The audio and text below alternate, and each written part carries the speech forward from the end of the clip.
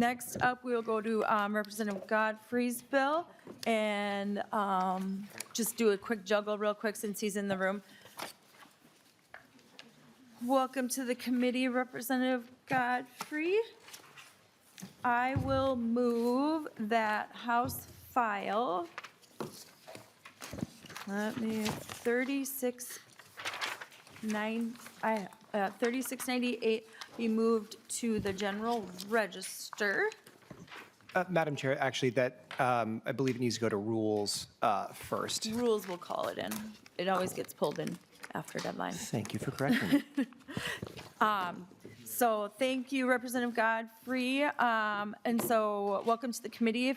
I understand you have an author's amendment, an A2. I will move the adoption of the A2 author's amendment to get the, would you like to explain your amendment? Yes, thank you, Madam Chair. Appreciate it. So the A2 amendment kind of is the result of a successful committee, bipartisan committee process. So I'll address the smaller part of it on line 1.4 of the A2. That kind of strikes newspapers from being operationally included within this bill. The reason for this is because we have found throughout the committee process that there is actually the newspapers and our publicly funded libraries are not in an adverse relationship as far as the contracts that newspapers put upon our publicly funded libraries. And so we didn't want them catching strays, so to speak, in this legislation. So that's that part of this, this amendment. And then the larger part of the amendment, if you look at the online of the underlying bill, line 2.19, we originally defined publisher, but throughout the committee process, we realized while publishers certainly do engage in these practices of putting our publicly funded libraries into some onerous contracts, they are not the only entities to do so. There are often third-party intermediaries and vendors that do the same thing, acting as middlemen and inflating the cost of these contracts that we have with them as part of our publicly funded libraries. And so we wanted to make sure that the bill language was inclusive of those just conceptually. So the operational definition remains the same, the integrity is intact, but we wanted to make sure as we continue discussions about this bill and if it becomes statute with the public, so the public has a better understanding just at a higher level of what the bill is actually trying to accomplish. So that is why we are making these, are hoping to make these amendments. Thank you. All right, I will move the A2 amendment to House File why do I get 3698? All those in favor, please signify by saying aye. Aye. Opposed? Motion prevails. All right, Representative Godfrey, to the bill. Thank you, Madam Chair. And House File 3698 is a bill that seeks to address a problem wherein publicly funded libraries are being price gouged by the vendors of ebooks and audiobooks. These vendors are charging more for one loanable ebook for fewer uses than a typical physical copy would be used. And this bill fixes this by setting common sense parameters around the contracts that public libraries can enter while using taxpayer dollars. So this legislation will put public dollars to better use, alleviate pressure on county and school district budgets, and really make authors' works more available to readers through one of the biggest discovery channels in the country, that being public libraries. And to underscore this point, you have some wonderful packets of testimony here. Please take a look at the letter of support for this bill written by Minnesota author William Kent Kruger. And now, in order to speak more to the specifics of this situation, that we're attempting to solve, I'm going to turn it over to Ms. Sarah Hawkins, my testifier. Welcome to the committee, Ms. Hawkins. If you could just state your name for the record and proceed with your testimony. Yeah, thank you, Madam Chair, members of the committee. My name is Sarah Hawkins. I am the Assistant Director at Anoka County Library and the Legislative Chair of the Minnesota Library Association. House File 3698 addresses a growing imbalance in the digital book marketplace, one that affects taxpayers, schools, and libraries in Minnesota's overall information economy. Today, libraries routinely pay 3 to 5 times more than consumers for ebooks, and the licenses we buy expire after 2 years or 26 checkouts. We're not purchasing lasting community assets. We're paying for short-term rentals repeatedly. House File 3698 uses contract law, defining the terms under which publicly funded libraries may enter digital licensing agreements. It restores transparency and fairness in the marketplace while fully protecting copyright holders' rights. Nothing in this bill changes copyright, royalties, or authors' control of their work. Right now, libraries cannot negotiate or comparison shop, the tools that normally help markets function efficiently. Vendor non-disclosure agreements prevent even basic transparency about pricing or terms. This is a rare area of public procurement where government agencies are asked to sign contracts they cannot discuss. House File 3698 restores normal commercial expectations. Print books operate in a normal competitive market. Libraries buy once and own the item for as long as we want, often 70 or more checkouts and often 10 years or more. Digital content operates under restrictive, non-negotiable licenses. Prices can change at any time, and inflated library pricing does not increase author royalties. Most of that revenue goes to the intermediaries. House File 3698 simply ensures reasonable contract terms for public purchasers while keeping copyright protections fully intact. These restrictions directly impact access, especially for students, patrons with disabilities, and communities that rely heavily on shared resources. In the Twin Cities, our consortial digital collection circulated 13.98 million digital items in 2025, the highest circulating consortium in the world. And even with that scale, Metro Libraries spent $6.5 million on digital content last year, yet our unmet demand still exceeded $21 million. Rebuying the same titles year after year weakens the value of taxpayer dollars and undermines Minnesota Libraries' role in the reading ecosystem. For just one popular author in 2025, Metro Libraries purchased 835 licenses at a cost of $55,711. And even then, more than 2,400 readers were still waiting for those titles. Every one of those licenses expires and must be repurchased next year. Only a small portion reaches the author. The rest reinforces an inflated pricing structure. Fair terms actually support authors by increasing discovery and readership without touching copyright. Libraries drive discovery, and discovery drives sales. Fair pricing expands readership, strengthens Minnesota's book economy, and supports creators. House File 3698 respects creators' rights while ensuring that the public sector can function in a sustainable, transparent marketplace. In other forms of public digital procurement, software, databases, media, agencies receive predictable pricing, transparent terms, and contracts they can evaluate. Ebook licensing is a lone outlier. House File 3698 brings this sector back into alignment with standard public sector contracting practices.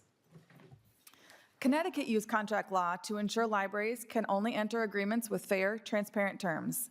Their law does not regulate copyright or private sector pricing outside the library market, and Minnesota's bill follows the same balanced, legally sound approach. House File 3698 protects taxpayer dollars, restores local control, supports libraries, and ensures sustainable digital access. It strengthens Minnesota's reading ecosystem while preserving all copyright protections and improving how this commercial market functions. Thank you for your time, and I'm happy to take any questions. Thank you. We also have Justin Emmerich. If you could please come to state your name for the record and proceed with your testimony. All right, Chair Cagle, members of the committee, for the record, my name is Justin Emmerich with Hill Capital Strategies, and I'm here on behalf of our client, the Association of American Publishers. We respectfully stand in opposition to House File 3698. Digital access has expanded how people read and listen to books. In addition to print books, publishers now offer the latest best-selling novels to libraries in digital format.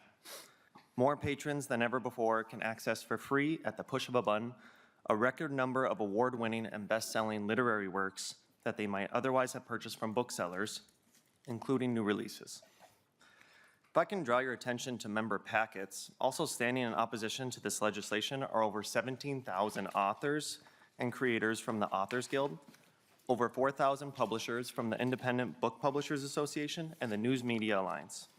This legislation, if passed, would reduce access, undermine the rights of authors and publishers, and threaten the viability of other book markets.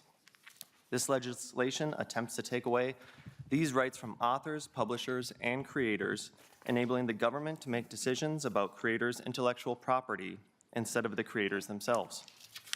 The likely impact of this legislation is it will reduce rather than expand access to digital library materials in Minnesota. When publishers cannot meet the restrictive demands in this legislation, libraries may very well lose access to new releases, experience higher costs, or be prohibited by the state from licensing ebooks and audiobooks altogether. Thank you for the opportunity to testify today, and I am happy to stand for any questions. Thank you. We have Rick Heller on the list of testifiers, but I do not see him. Oh, virtual. Mr. Heller, if you'd like to proceed. Please state your name for the record and proceed with your testimony.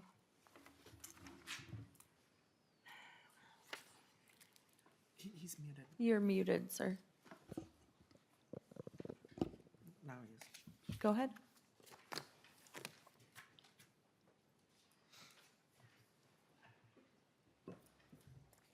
He's unmuted. We cannot hear you. Can you hear us? Give me a thumbs up if you can.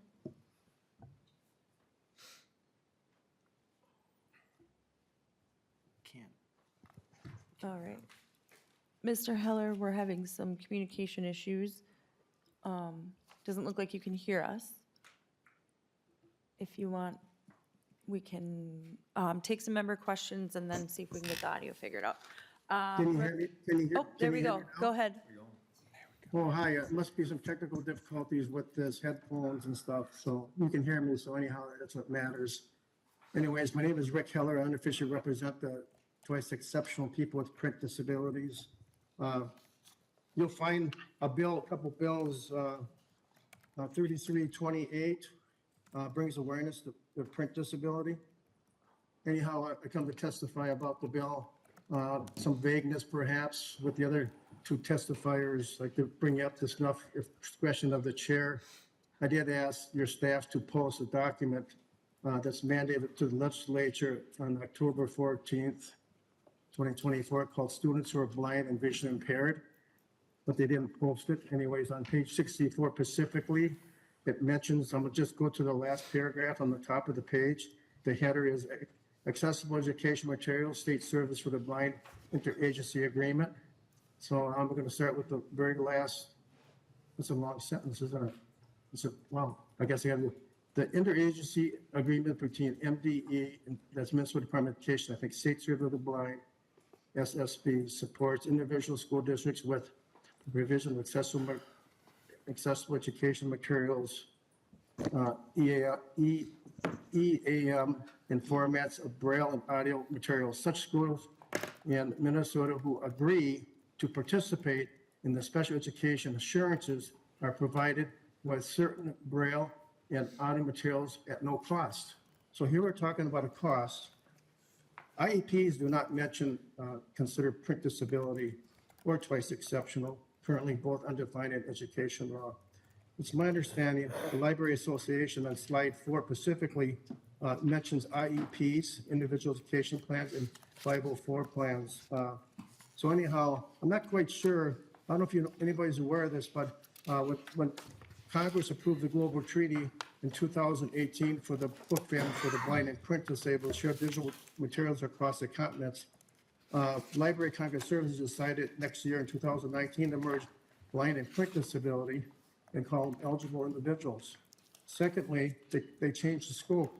Who can authenticate or provide, sign off for those services, over 12. And one of the professions was the librarians in 1931 who came up with the word print disability.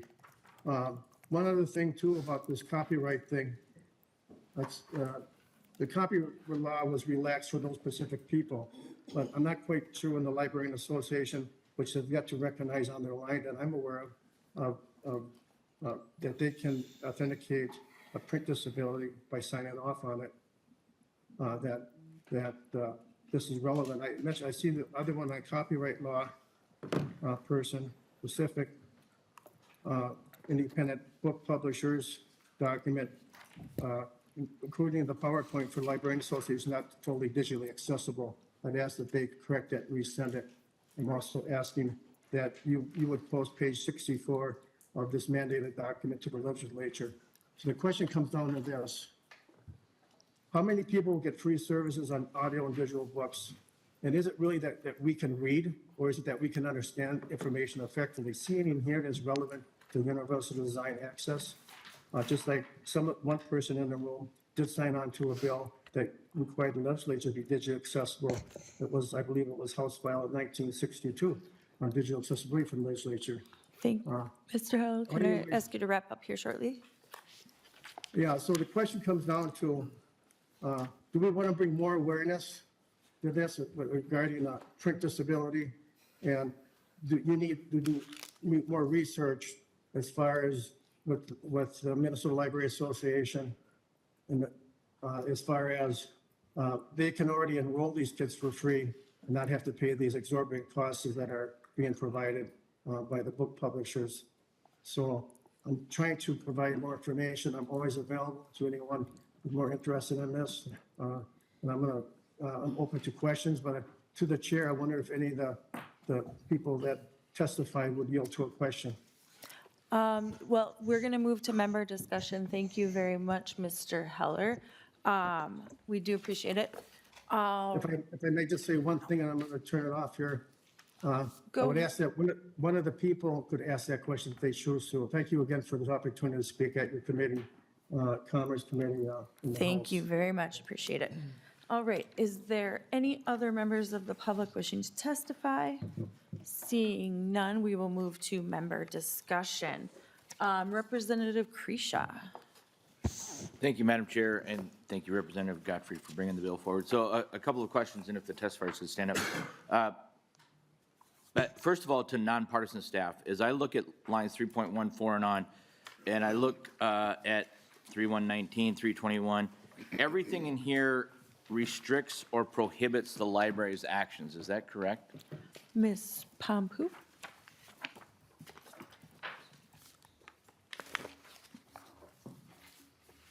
Chair and members, one moment, I'm pulling up the bill.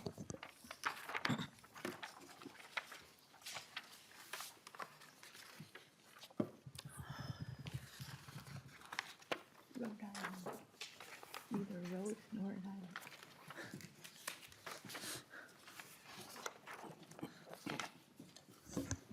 Rhode Could you repeat the question, Representative Creation? Yeah, Representative Kresha. thank you, Madam Chair. So to nonpartisan staff, so as I look through this, I'm looking at what the bill actually does, and I get through the definitions and all that, and when the enactment, but then we get to subdivision 3.14, where we get where the teeth of the bill really is. And as I read that through it, what we're really doing is restricting what a library can do as far as entering into agreements. Is that correct? Ms. Pompu. Chair and members, correct. Representative Kresha. Thank you, Madam Chair. So to the testifiers, I'll start with the libraries. You're asking us to give you a bill that restricts what you can do. Is that correct? Ms. Hawkins. Madam Chair, Representative Kresha, yes, that's correct. Representative Kresha. Thank you, Madam Chair. And so to the publisher, nothing in this bill changes anything you can or will do in the future. Is that correct? You're just going to respond to what the publishers are now or the libraries are restricted to do. Mr. Emmerich. Thank you, Chair. Thank you, Representative. Yes, that's correct. I think these are all things the libraries can already choose to do. But yes, the state would be putting these restrictions in place. We would be responding to those restrictions. Representative Kresha. Okay, thank you, Madam Chair. So Representative Godfrey, you're putting a bill in front of us that the libraries could already do this today, right? They could choose not to get into this. We're now just codifying that they are restricted and prohibited from that. Is that correct? That's what you're asking with this bill? Representative Godfrey. Close, yeah. So the way that I look at this is that if you look at it from a business perspective, right? And if you think of our publicly funded libraries as procurement agents, so to speak, if we were in a business, and we're working with a bunch of middlemen that are in the way of a particular product and inflating prices and stuff, you ask your procurement agents to get a better contract. And that's essentially what we are doing, is we're trying to make sure that our publicly funded libraries are able to get a better contract with our taxpayer dollars. Now, if you look at those lines that you see, there's restrictions around the terms of a contract, but there's no restrictions around the price of a particular contract. And so what I would say is that there's likely a scenario wherein, if this law becomes statute, that the publishers, the third-party entities, could increase the prices of their contracts as a logical, rational response to this legislation. And I think that is something that we are willing, if so long as the other terms of the contract, we actually think is a better deal for the taxpayer in the long run. And so that is essentially what we're trying to do, is making sure that we are using taxpayer dollars to the best of our ability. Representative Kresha. Madam Chair, so Representative Godfrey, you said close. You're either restricting or you're not restricting. Which is it? Well, we are restricting, but it is because we are trying to seek a better deal with the taxpayers, yes. Okay. So, Madam Chair, and I'm sorry, I just have a couple more. Representative Kresha. So to the library, I'm a big proponent of the libraries. I support what you do. But you are asking me to vote for essentially a book banning provision that you could do on your own because you don't like, and I get it, the terms of these, you've used words like inflated and all that. Those are arbitrary words. We don't know that. We don't know the publishers are putting pricing together in models, and I understand people think, we always think things are expensive, but the writers have written this. They are obligated to get paid for their creativity and their work. So I get it. You're trying to force a negotiation. You're trying to do it at the table when the real negotiation needs to happen between these two parties and the people that are going to borrow those books. Is there anything, this will be my final question, is there anything in statute today that prevents the libraries from doing this right now? Not entering into agreements with publishers that they find to be cost prohibitive. Is there anything in statute that prevents that action from happening today? Thank you, Representative Kresha. And I think there's a big difference between. Madam Chair, I'm asking the question. I'm not looking for clarification. I understand, but you made a reference to banning books, and that's against the first. I'm addressing through the chair. Can we please follow the protocols? There is yeah, exactly. So there's a big difference between infringing on people's First Amendment rights and negotiating contracts. So I think that was a very, that wasn't a very good analogy. And I think to what we're trying to. Madam Chair, with all due respect, I'm simply asking a Representative question. Kresha, I'm the chair of this committee. You and are, and I'm going through the chair. Representative Wateens of Tune and companies, if you guys want to run this out, go ahead. I'm just trying to get through a bill that's presented in front of me. These are fair questions. I'm not trying to pin. They are fair questions, and I have an ability to make a comment before I go to Representative Godfrey. So I would really Madam appreciate Chair, point it. of parliamentary inquiry. Go ahead. Are our questions directed through the chair or to the chair? They are through the chair, and as chair, I can make comments. Okay, very good. So let's go ahead and set this up combatively. Go ahead, make your comments, and then I'm going to run this out a long time.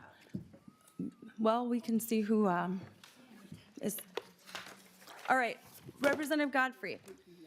I do agree that I think there's a big difference between saying book banning and restricting contracts. That was the point I was trying to make.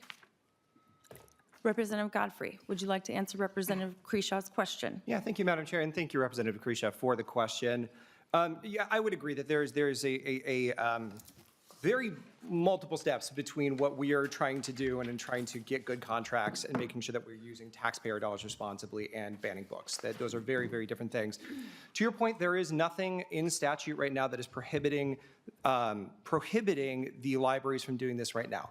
What the issue is market power.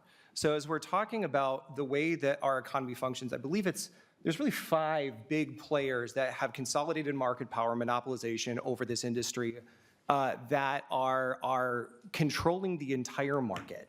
And so the reason why individual libraries practically can't do what you're suggesting is because they don't have the market power to do so. And the reason why that we are trying to do this as a state to have a better public procurement process is so that we as a state can leverage our market power as a state to be able to do that or help libraries coalesce and do that together. Now, that is a very, very big distinction. You'll notice that there is a provision in here that says that this law does not go into effect until there is a population of 7 million outside of Minnesota that also adopts this law. The reason why we specifically put that provision in there is because we have done the economic analysis that is included in the library ebook group a provision that you see in the testimony packet that recognizes that even a single state of a smaller population may be disaffected if this were to go into law individually in one state. And so that's why that compact is there with other states, such that there is the market power that that publishers and the vendors that they work with to do this won't just pull out of these states. So to answer your question, there's nothing in statute that prevents this from happening. But really what this bill is about is trying to leverage the market power that we as a state and other states have to make sure that our collective taxpayer dollars are being put to the best use. And that's what this is about. It's not about banning books. It is about making sure that we are leveraging our market power as a state, as a publicly funded entity, for these publicly funded entities rather, to make sure that we can't use those taxpayer dollars as best as we can. Excuse me. Apologies for that. And that's what this bill is trying to do. Thank you, Madam Chair. Thank you, Madam Chair, Representative final Katiza comment. Wattoon. Thank you, Madam Chair. And Representative Gottfried, I appreciate you bringing this bill forward. I'm a co-author. I think, I'm an avid reader, huge supporter of our library system. For those who are watching today and for those on the committee who may not be utilizing the amazing services that our libraries provide, the Twin Cities Metro e-libraries available to all of us with the library card, the app that allows us to borrow ebooks, audiobooks, the wait lists are very long. And I think in part of the opening testimony, someone had made mention to the fact that libraries are paying either every 2-year period or on a 26 checkout. And I just find that fascinating. I've got 13 books on hold right now out of the 15 books that I'm able to put on hold. And the last one that's going to take me the longest to get, I'm 377th in line. So when I'm doing just that calculation, right, 377 divided by 26, that means that the library is paying for that book 14 times before I'm able to read it. And they're paying an average of 3 to 5 times more than an individual would to purchase an ebook on Audible or another similar service. It is fascinating to me the direction that this debate is going, in which our colleagues on the other side of the aisle seem to want taxpayers to spend 3 to 5 times more per book and have to pay multiple times for material that, libraries should have access to. We're paying, this is our money. So again, if you're not using these services, go get yourself a library card for free and read. Madam Chair, I would request a roll call.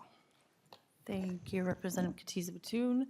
Roll call will be taken. Representative Godfrey. Yeah, thank you, Madam Chair, and thank you for those comments, Representative Katiza Wattoon. Yeah, I think there's an issue with the display of the presentation on those screens. So I just ask that for this little presentation packet here to go to page 2, which really highlights the core problem that we're trying to address.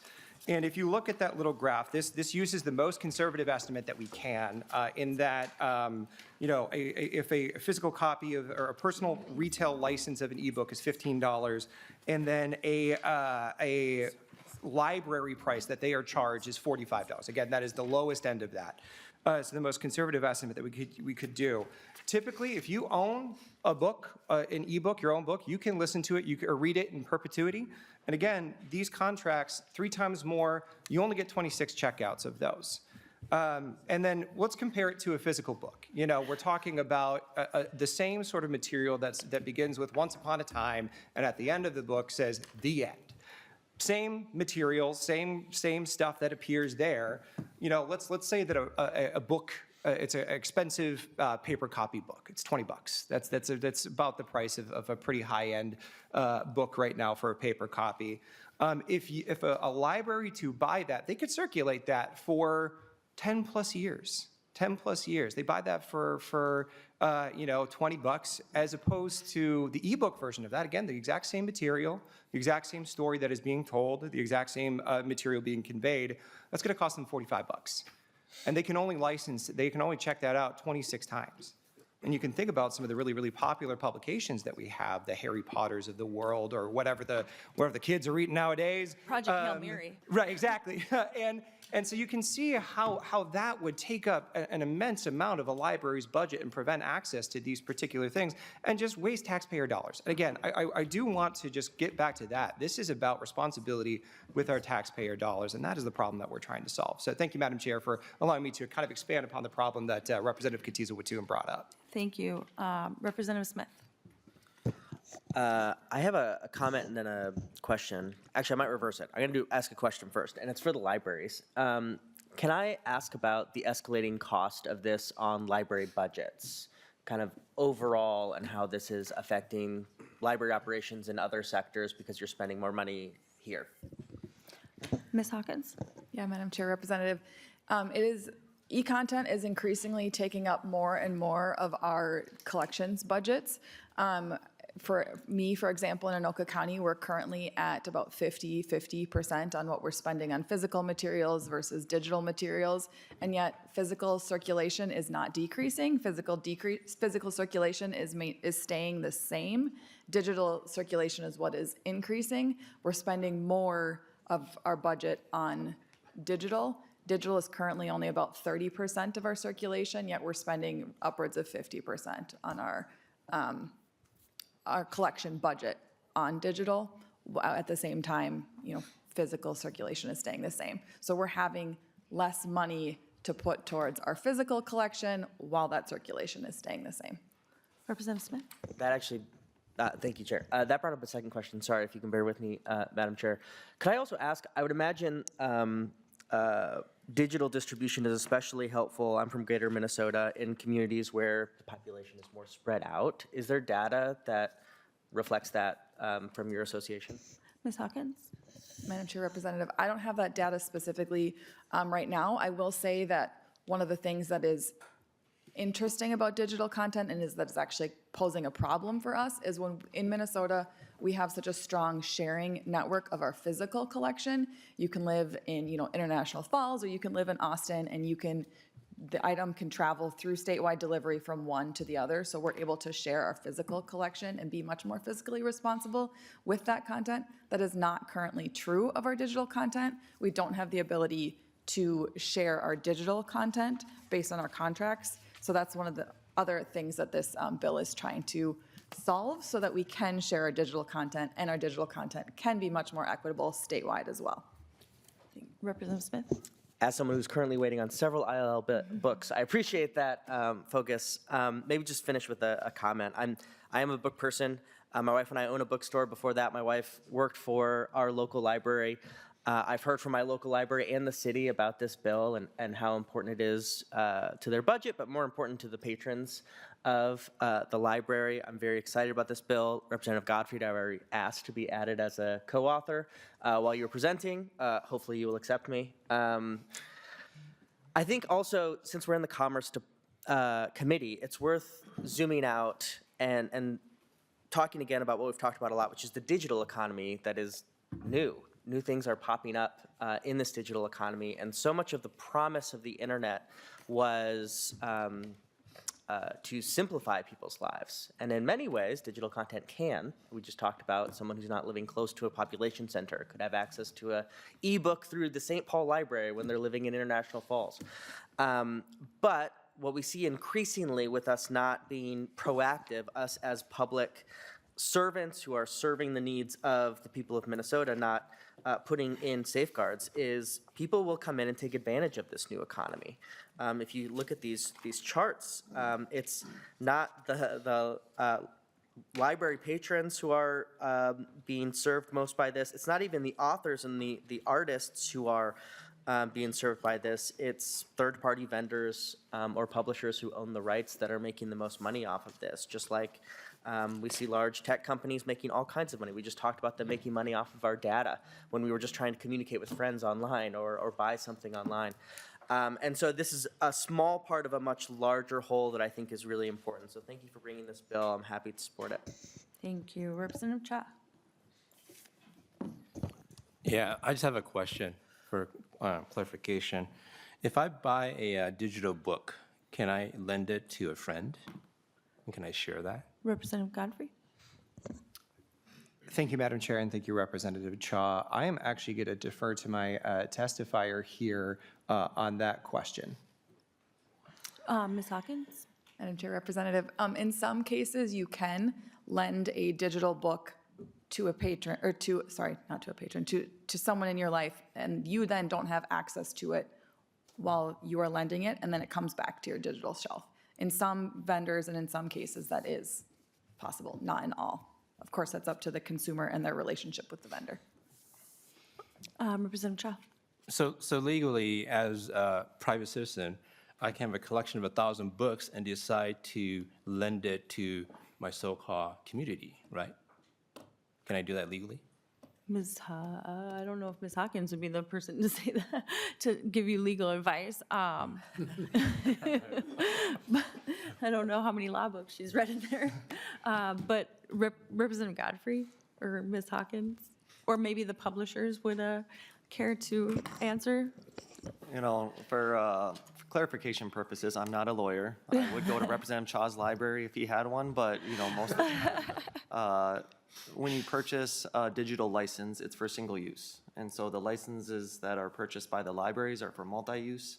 And so I don't know, in some cases, maybe I'm going to defer to the libraries for what their comment was on it. But most cases, you're buying a single-use license. And so I don't know if your aspirations of building your own library are quite as well thought out yet. Representative Cha. Thank you. Yep. Depends how many passwords you share with your friends, right?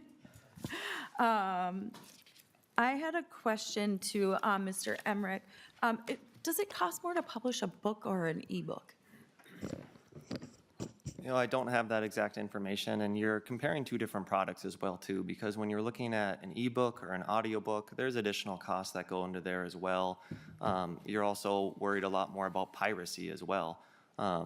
You know, you put something online, someone can download it, and there's software and other apps that, you know, people are going to take and put those online. If you look for different books online on Amazon, you can find pirated copies of that, right? And so that is a cost.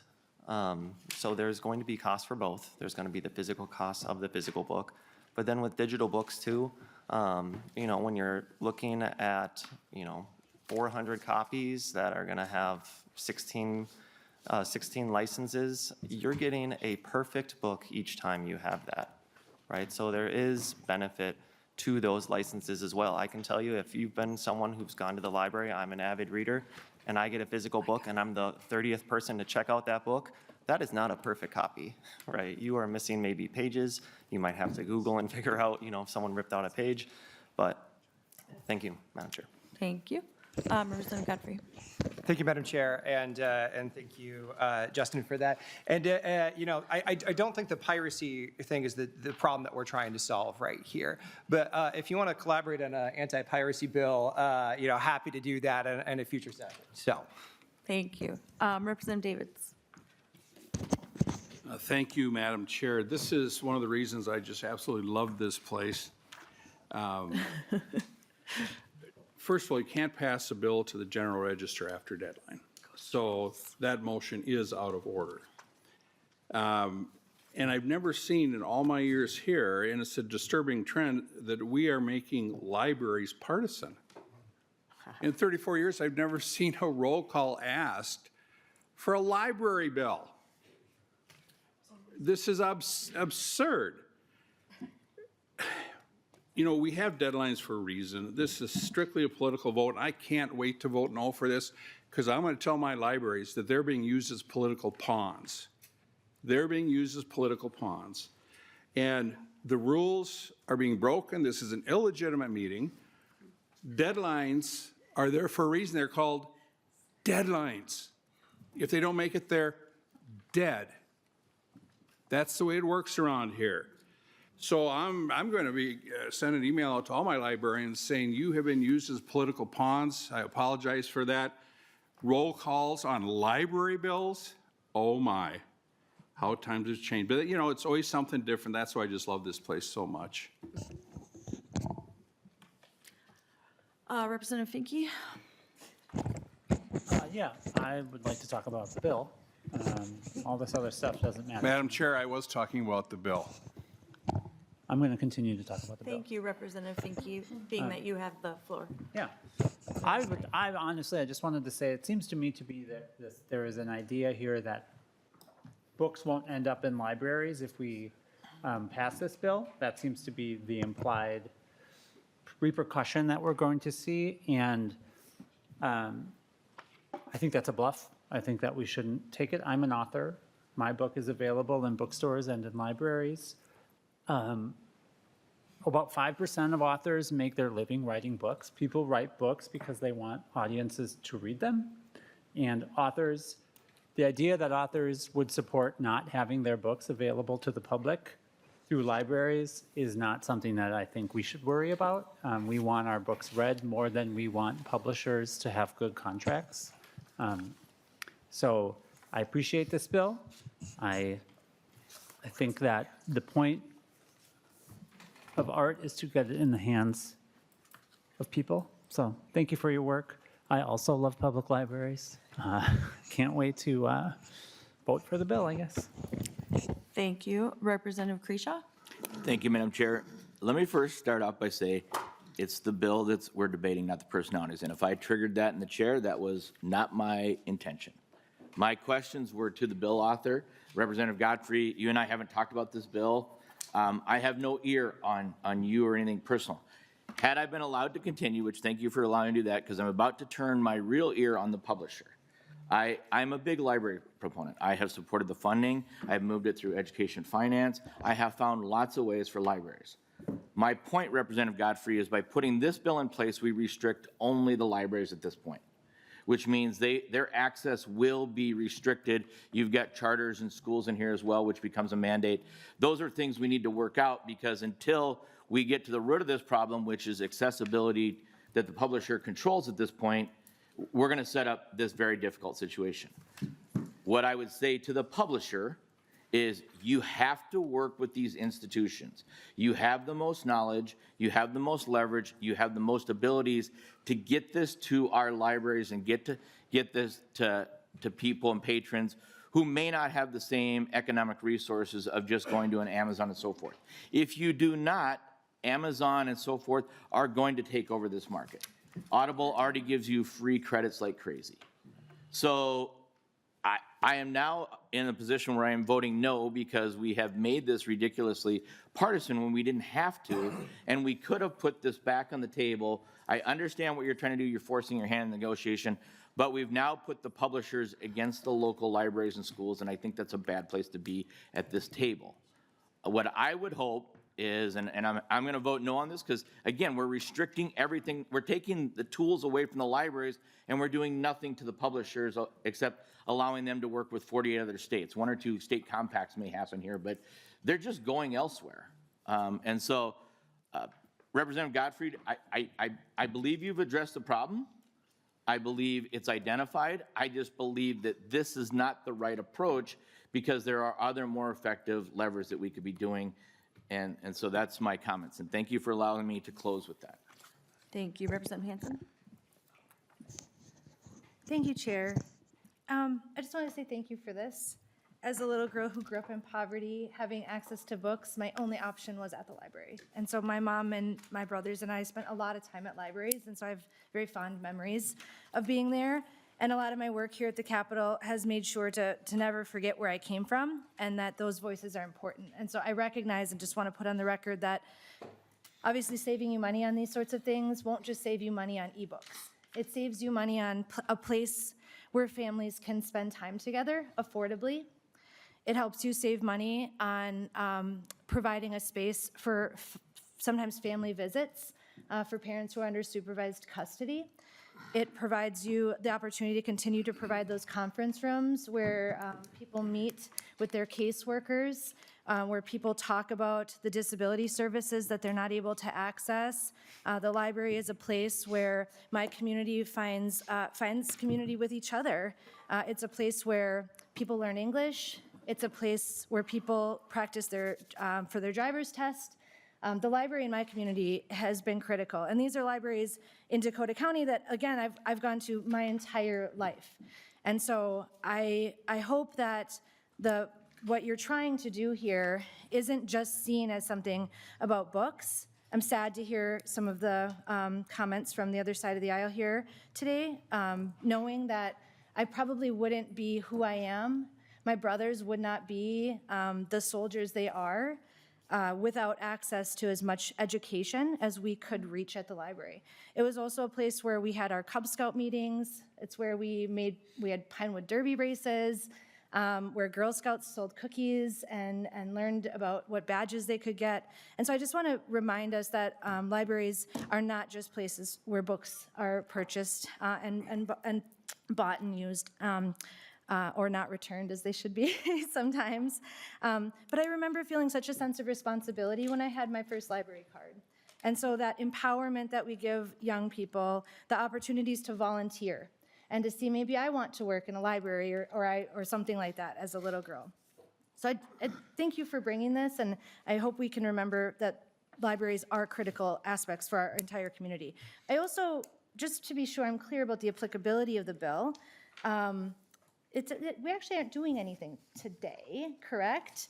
This actually just gives an opportunity for if other states do this, that then this would kick in. And so we're actually just creating a conversation and an opportunity for libraries to cut what sounds like one of your biggest costs, maybe aside from operations or wages or staff time, and that you're working on trying to find a path forward soon, maybe in the coming years, but not today. And so I, for the record, just want to be really clear that subdivision 2 of this bill does pretty clearly talk about when this would go into effect, and it is not immediate. And so I think it is important to continue this conversation, especially for folks who support libraries, because I know how strapped you are. And so thank you for being here today and for raising the conversation, and I hope we can center ourselves back on how important libraries are to all of our communities across the state. Thank you. Thank you, Representative Hanson. Chair O'Driscoll.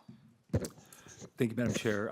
Representative, I would just like to ask you to review a couple things for us, because you had a lot of discussion on this. I know we have another bill that's coming up, and so I'm hoping that our discussion on this bill comes to an end soon. Is there a fiscal note on this? Representative Godfrey. There is not, no. Chair O'Driscoll. Thank you, Madam Chair. In your bill, can you just review, we've talked a lot about public libraries, county libraries, city libraries. Does your bill also cover public school libraries? Does it cover private schools, private colleges, private universities, private parochial schools, charter schools, other schools that, forms of learning, are they just going to be left on the curb and not being able to participate in what you're talking about, and that group would be segregated? Representative Godfrey. Thank you, Madam Chair, and thank you, Chair O'Driscoll, for the question. So this bill covers publicly funded libraries as defined in the bill as libraries that receive 50% of their funding or more from public sources, so taxpayer dollars. And the reason why it's limited to those entities is because that's where we have jurisdiction. We've talked about some other levers that could potentially be used to accomplish the same result. Those have been tried other places, but directly, regulating contracts for publishers is not something that I'm interested in doing. That is an infringement on their rights, but we have a right to set the contracts that we use taxpayer dollars for. So in that regard, to answer your question directly, again, any entity that receives 50% or more of its funding from public sources, taxpayer dollars, that is who is affected by this bill. Chair O'Driscoll. Thank you, Madam Chair. And if I could ask Ms. Hawkins a question as well. If I remember correctly from testimony today, about 30% of book distribution right now is in an e-format. Do I remember that correctly? Ms. Hawkins. That's correct, in my specific Anoka County Library situation, correct. Chair O'Driscoll. Thank you, Madam Chair, and Ms. Hawkins. Yes, so in that 30%, what percentage or portion of those are ebooks that have the actual physical words on a mobile device for people to read versus the traditional book on tape Ms. or Hawkins? the audio version?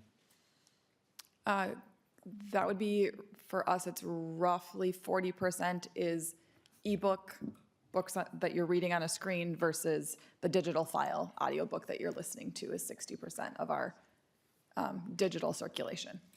And that number, the audiobook number is increasing as the ebook number stays about the same, increases slightly. But the audiobook listening is what's really skyrocketing at this point for our users. Chair O'Driscoll. Thank you, Madam Chair.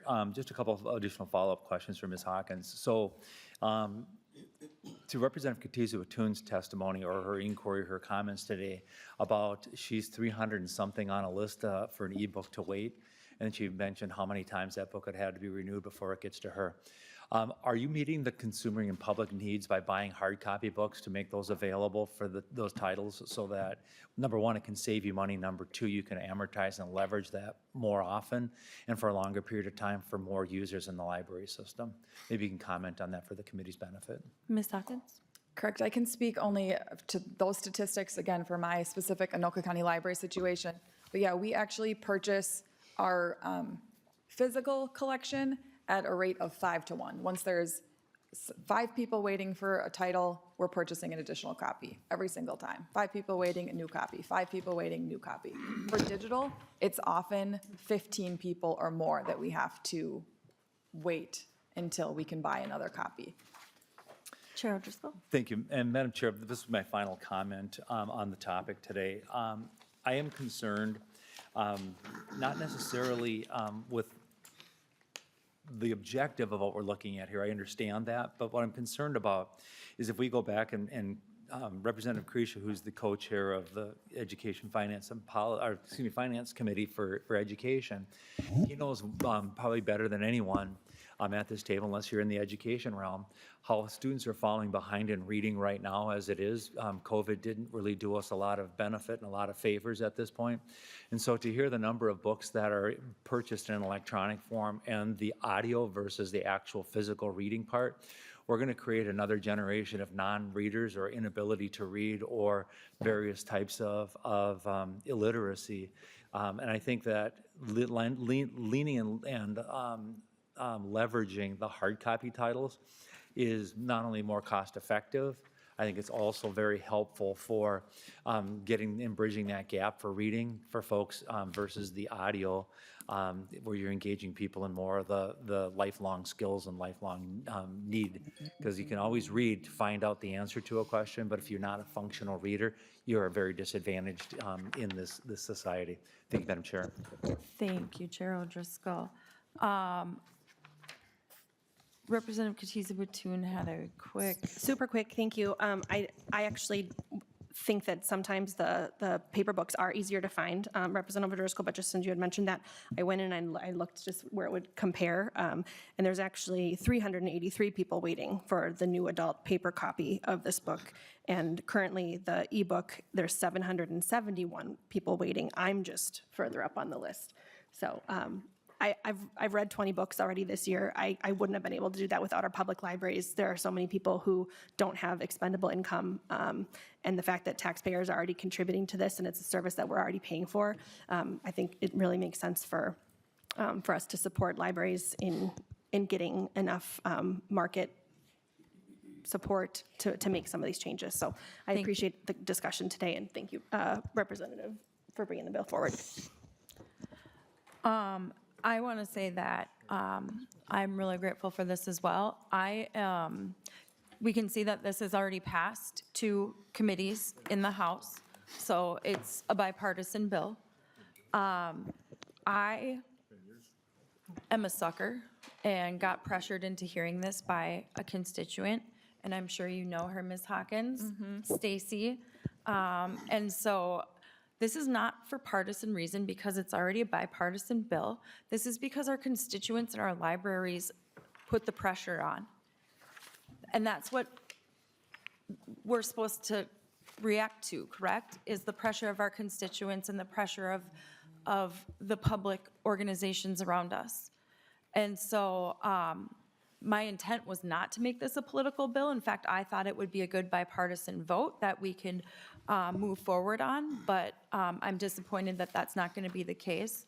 You know, Melissa told me one thing, that nothing's ever dead until the gavel drops on sine die. And so, you know, we're here to get the work done. And there's always exceptions to the rules, which is why we have a rules committee. And so I'm very actually surprised at the turn that this took. And I do want to clarify the motion. My understanding is that we refer to the GR and then it automatically gets pulled into rules. Is that correct, Ms. Pompu? Or do I need to make the motion to rules? Chair and members, I'm not sure of the appropriate motion here. Okay, so either way, it will be pulled into rules. If you would like me, Chair Davids, I can make the motion to rules, if you'd like. No, I guess that really doesn't matter, but as far as being bipartisan, what made it political in my mind was a roll call on a library bill. I've never seen that before. So all the good reasons you give really don't matter because we're past the deadlines. We're past the deadlines. Are we going to honor the rules and the deadlines or not? So it's not going anywhere, so just send it where you want. Well, I think you, we Madam are Chair. honoring the rules by sending it to rules, and everything we do has to have bipartisan support. So if it moves on in rules, it will have bipartisan support. Representative Godfrey, any closing comments? Yes, thank you, Madam Chair, and I appreciate this discussion. Yeah, this was more partisan than I thought it was going to be, and which did surprise me. There are GOP authors to this bill. I will make a note that my GOP author that sits on this committee left this committee with a very dour look on his face as this bill was called up. So I'm not here to impugn motives or anything, but that did happen for the public's knowledge. We are really trying to address a problem that we are seeing where there is great demand for these particular materials, and there is, because of that great demand for these materials, there's a lot of price gouging going on because of these onerous contracts that are being entered into by our public libraries. And in the middle is caught our taxpayers and our government. We're caught in the middle of this confluence right here, and that's what this is trying to solve. And it is as simple as that.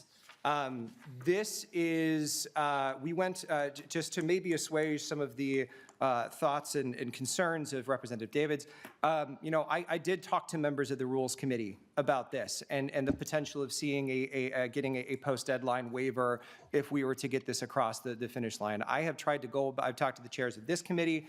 I have tried to go about this as above board as possible because it has garnered bipartisan support and it touches on issues that both of our parties really, really care about. And so, you know, when I saw Representative Reimer walk out the room, I kind of had an idea of how this is going to go today. But the fact of the matter is that if there are those of you that maybe have some concerns about the minutia of the bill that we want to work on after this gets laid over today and voted down, I would be more than happy to talk to anybody on either side of the aisle here to try to hammer that out, because this is an issue that we do need to address.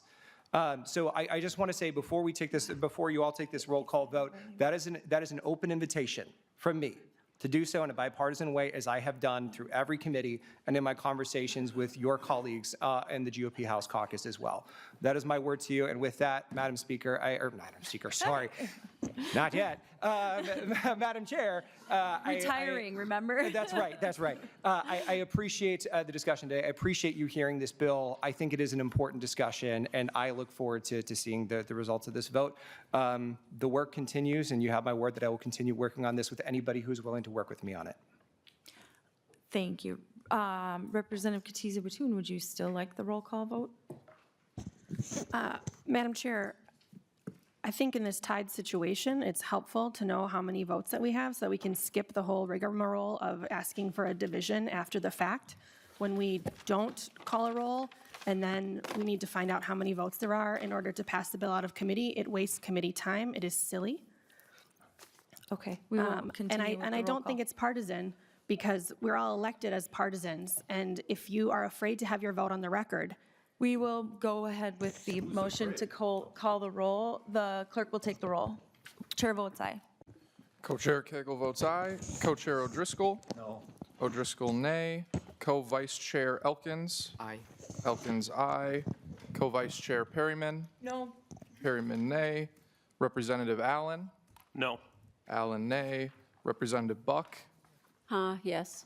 Buck, aye. Representative Cha? Aye. Cha, aye. Representative Davids? I'm scared, but a no. Davids, nay. Representative Dotseth? No. Dotseth, nay. Representative Falconer? Yes. Falconer, aye. Representative Finke? Yes. Finke, aye. Representative Hanson? Aye. Hanson, aye. Representative Heinzman? No. Heinzman, nay. Representative Hewitt? Aye. Hewitt, aye. Representative Katiza Watoon? aye. Katiza Watoon, aye. Representative Kresha? No. Kresha, nay. Representative Reimer is excused. Representative Smith? Aye. Smith, aye. Representative Van Binsbergen? No. Van Binsbergen, nay. Representative West is excused. Madam Chair, there are 10 ayes, 8 nays, and 2 excused. 10 ayes and 8 nays, the motion does not prevail. Sorry about that, guys.